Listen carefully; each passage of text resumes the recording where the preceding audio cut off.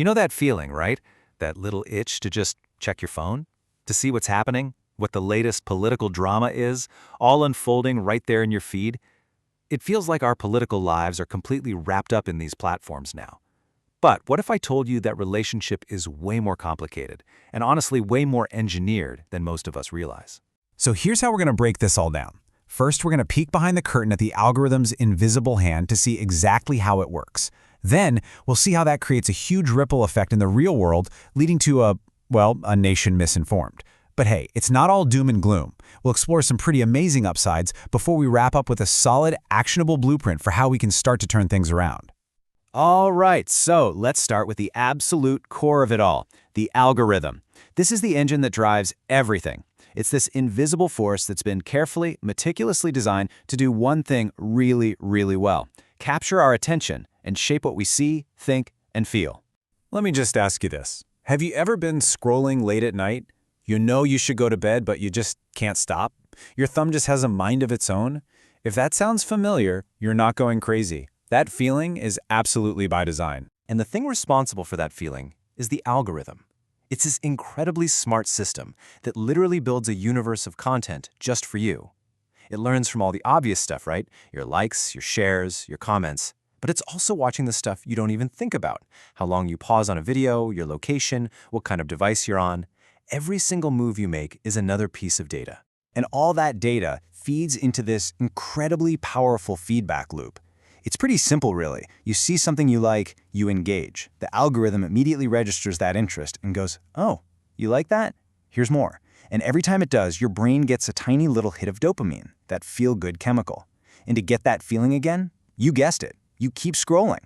And the cycle just gets stronger and stronger. And the scale of this is, well, it's kind of staggering. Just look at this number. A 2024 study from DemandSage found that 82% of young adults say they feel dependent on social media. We kind of joke about being addicted to our phones, but the science behind it is very, very real. And look, this goes way beyond just wasting time. This constant loop of stimulation can actually mess with our brain's natural reward system. Over time, that makes it physically harder for us to handle everyday stress and manage our emotions. All that digital anger and outrage we feel online, it doesn't just stay online. It starts to spill over into our real-world political conflicts.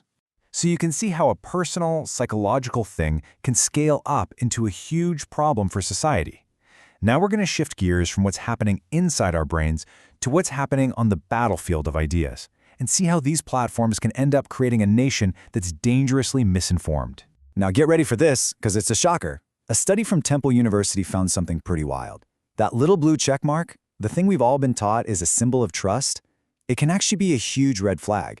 Turns out, verified influencers who live and die by engagement are often more likely to post fake or sensational news. Why? Because outrage gets clicks, and clicks are currency.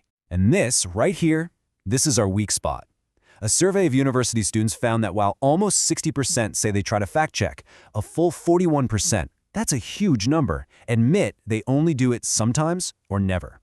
That gap is the perfect breeding ground for misinformation to just take off. So you combine that emotionally supercharged content with the fact that a lot of us aren't checking our sources, and you get what the source material perfectly calls a wildfire of misinformation. And it's not an accident. This stuff is specifically designed to make you angry or scared or feel totally justified, so you'll hit share before you even have a second to think. Okay, I know, that all sounds pretty bleak, but is the whole picture really that negative? Absolutely not. In fact, it's really important to talk about the other side of the coin, because there are some incredibly powerful and positive upsides here. I mean, let's be real. These platforms have an amazing democratic potential. They can give a megaphone to people and communities that have been ignored for decades, letting them share their own stories in their own words. A single video from a small town can spark a global conversation. And maybe most importantly, it gives us, the average citizens, the power to hold powerful people and institutions accountable, right out in the open in real time. But, and this is a really critical piece of nuance, we have to remember that these benefits aren't shared equally, not even close. In countries with fast, reliable internet, that power to fact-check and mobilize on the fly is a total game changer. But in places with slow or limited internet, all of those amazing advantages can become, as the source puts it, basically irrelevant. So that leaves us in this really tricky spot, right? We have these profound risks on one side and this incredible potential on the other. So the big question is, what on earth do we do about it? Well, this final section is all about a clear, actionable plan, a blueprint for change. So where does the real solution lie? The core idea is shared responsibility. It's tempting to just point fingers and say that tech companies need to fix it. And they do have a huge role to play, but so do we. Real, lasting change is only going to happen if it's a two-way street. So let's start with your personal toolkit. 4 things you can do starting today. 1. Monitor your screen time. Seriously, use the built-in limits on your phone. 2. Practice media literacy. Before you share something that makes your blood boil, take 30 seconds to check another source. 3. If you see blatant misinformation, call it out. Don't let it slide. And 4. Actively, purposefully diversify your feed. Go out and follow people you disagree with to break out of that echo chamber. Okay, so that's our homework. Now for the platforms. They have a blueprint too.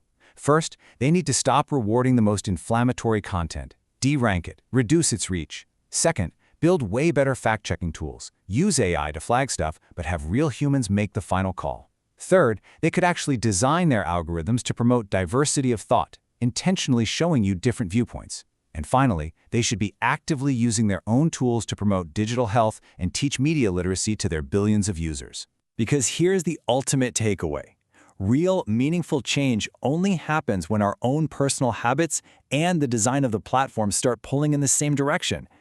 When we, the users, demand better and start acting better, our individual choices create a powerful ripple effect. And that is how one voice truly can become the voice of millions. So I'll leave you with this one last thought to chew on. In a lot of ways, social media is just a mirror held up to society, reflecting our hopes, our fears, our divisions. So if we don't like the reflection we're seeing, where do we start? Do we try to fix the mirror, or do we start with ourselves?